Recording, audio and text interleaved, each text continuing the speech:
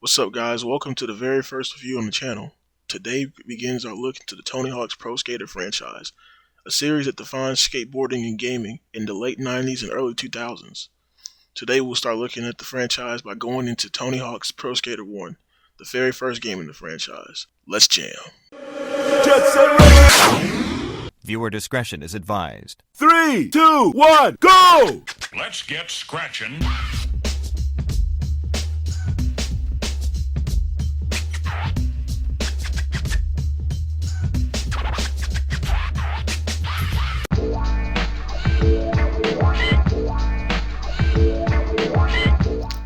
Tony Hawk's Pro Skater 1 released on September 29, 1999, and in 2000 for the Dreamcast and N64. It was originally a prototype made using Bruce Willis and assets from Neversoft's first game, Apocalypse. They soon realized they needed a professional skater to help create the game. They would contact Tony Hawk and showed him the prototype. Tony liked the prototype and agreed to help with the production of the game. Originally, the game was going to have all levels be a downhill ride with a skate park at the end, but it was decided later on that they would just make the level the skate park. This was because many of the testers enjoyed skating in the park down the hill instead of actually going down the hill. As development continued on the game, the developers would send prototypes to Tony Hawk, and Tony would check if the game was right to how skateboarding was at the time. Finally, to kick off the game's release, Tony Hawk performed his signature move, the 900, pushing out the game on a high note. The game was well received by critics and audiences alike. Although there were many other skateboarding games at the time, like Top Skater and Grind Session, none would hold as much impact that Pro Skater 1 had or its later sequels would. While the first game didn't hold that much impact on me, because I was born around that time, the later sequels in the franchise would get me in, and I would soon play this later on when I was a teenager.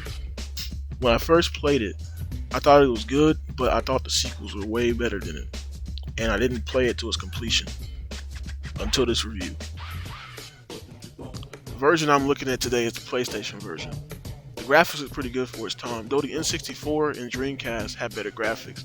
The N64 version suffers from a lack of music quality, cutting out parts of the songs and removing the videos from the levels. When you start the game, you can either enter free skate or play the career mode. You can choose between Tony Hawk or 10 other pros, each with their own preset stats and tricks. You can also change their deck or wheels, though I don't really notice them in the levels that much. When you start the career mode, you're given 2 minutes to complete 5 goals. 2 of the goals will always be high score goals. The high score can be pretty easy to get, however the pro score is where the real challenge comes in. The more tricks you do, or the more amount of the same tricks you do, the less points you earn. You have to get really creative in some levels to get past that. The other 2 goals in the level revolve around collecting things in the level, like collecting skate letters, which will always be there, or destroying or skating over objects in the level. Warehouse is the first level of the game. It's very simple design and easy to get the hang of. You can find a nice line if you just go straight off the ramp at the beginning of the level. Secret tape is not that far off either. It's a perfect level to get used to the game and the controls. Speaking of the controls are really nice in the game, and it's actually one of the big reasons why it's a sort of innovator in its genre. Though arcadey in nature, the game is the most realistic of all the Tony Hawk games when it comes to the control.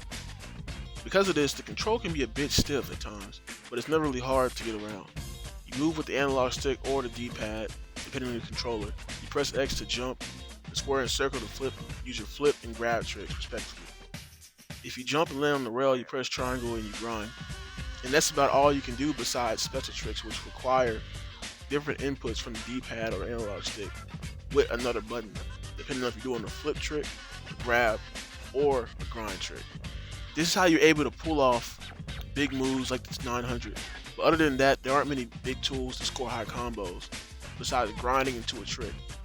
This can be fine at first, but when later levels require more points and less stuff to skate, it can be hard to get a high score in a level in under 2 minutes. The game tries to mitigate this by having bonus points throughout the map, and if you collect it during the trick, it adds more points to your overall score.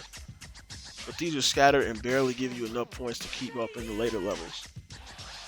Speaking of levels, let's talk about them. The first level was Warehouse, pretty simple in design and still fun to play in. The next level was School, which is probably my favorite level in the game. Many great lines go throughout the level, and it always leads to something to skate. The next level is the Mall, which is the first downhill level in the game. While there are many great lines in this level, I hate the fact that once you get down there, you can't go back up. And if you're playing the career mode, if you reach the end, it ends the level automatically no matter how much time you have. Other than that, it's still a fun level to go through. The next level after the Mall is Chicago. Chicago is the first competition level of the game, and it's just a skate park.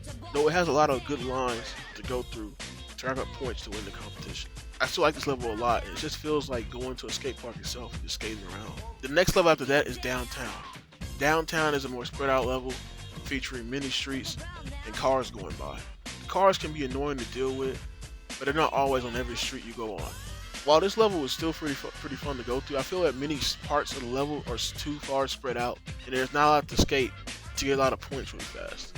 The next level after that is the second and final downhill level of the game, Downhill Jam. A downhill jam is really fun to get a bunch of big air and do crazy tricks off that. But other than that, doing everything else in the level is kind of annoying because of the way the level is structured. Since it's more of a downhill slope, even more than the Mall, you're constantly going down the elevation. If you mess up one time, you're going to be sliding down a mountain. But other than that, I think Downhill Jam is a fun level to play through, but not for the goals. The next level after that is Burnside, based off the real skate park called Burnside. This is a fan favorite among many Tony Hawk players, and it's also one of my favorites. Once again, it's simple in design, being based off a skate park, but there's still a lot to do in this level, and it's still a fun competition level. After that comes in Streets, which is probably the worst level in the game. Now, when just free skating around these levels, I don't think there's any problem with that. However, when it's time to do the career mode and do the missions in these levels, that's when some of the problems come in. The biggest level to have that problem is Streets. Streets is a really big level with a lot of open space and not a lot of stuff for lines. It also requires the highest pro score of the entire game. This can be very annoying to try to rack up points really fast in under 2 minutes while making sure you're not using the same trick over and over again. Like I said, the way the score system works in this game, if you use the same trick over again, that includes special tricks, you'll start losing points each time you do it. So they start to lose value. So you have to be more creative in the way you sort of skate around. This can be a big problem when it comes to higher scores. Sometimes you start running out of ideas. And you have to scrape the bottom of the barrel to get that high score. Streets also have some of the worst of the other missions too. While grinding the cop cards isn't so bad, the Secrets tape requires you to do sort of a giant platforming challenge to reach it.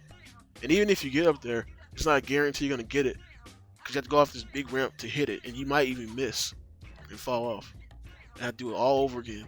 It's a big time waste, and if you mess up, it can be really annoying. The last level in the game is Roswell, New Mexico.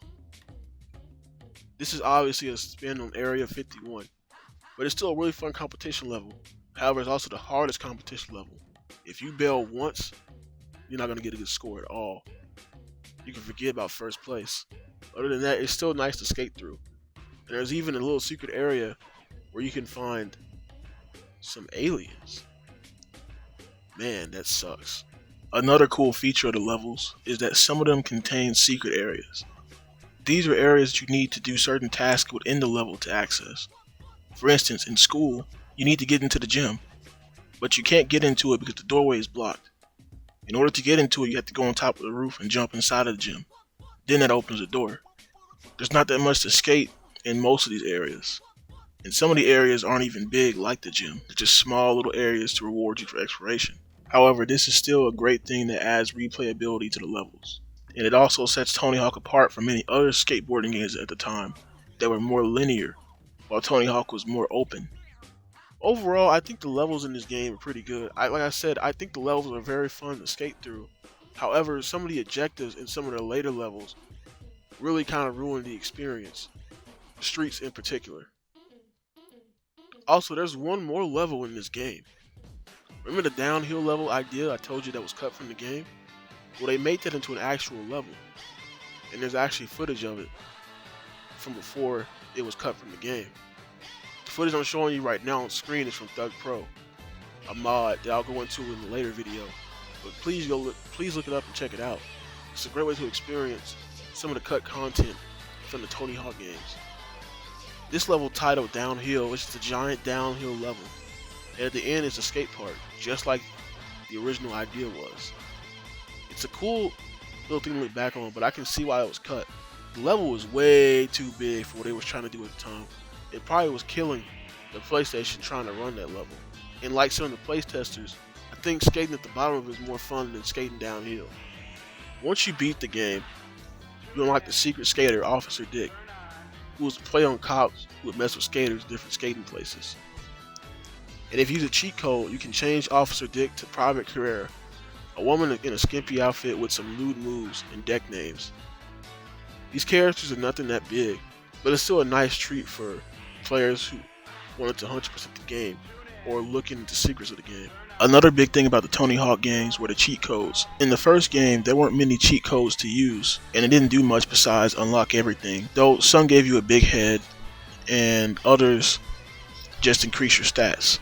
I used them a bit and played around with what I could do with them, but they wouldn't go that far in depth until later games in the franchise. Still, these are nice things to use to have a bit of fun, especially when playing with friends. Also, how could I forget about the amazing soundtrack in this game?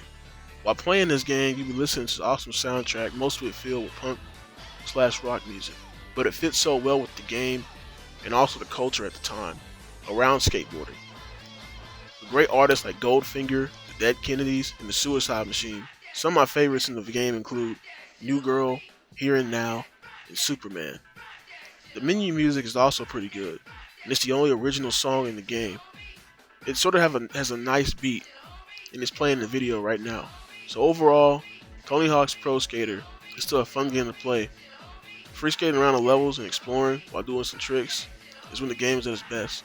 However, some of the objectives can make the game more annoying to play, especially in the later levels, because of how the movement works, which is a problem that will be fixed in later games. I still think it was a great start to the franchise, and I can also understand its appeal and why it's such a heavily regarded series at the time. If I were to give this game a score, I'd probably give it a 7 out of 10. However, I don't think scores really justify how much fun or how enjoyable a game really is. You see, I can struggle at one part of a game and be upset, but then the rest of it can be very good. But that one part could be a long moment inside of the game. What I'm really trying to say is, I'd say just buy it and see how the game is for yourself. It's still a good game to play today, and I think many people will still enjoy the mechanics, and I think many people will still enjoy the gameplay for what it is, since it's the basis for later games in the franchise. With that being said, thanks for tuning in to the J Blast Network, and I'll see ya. Territory is the territory.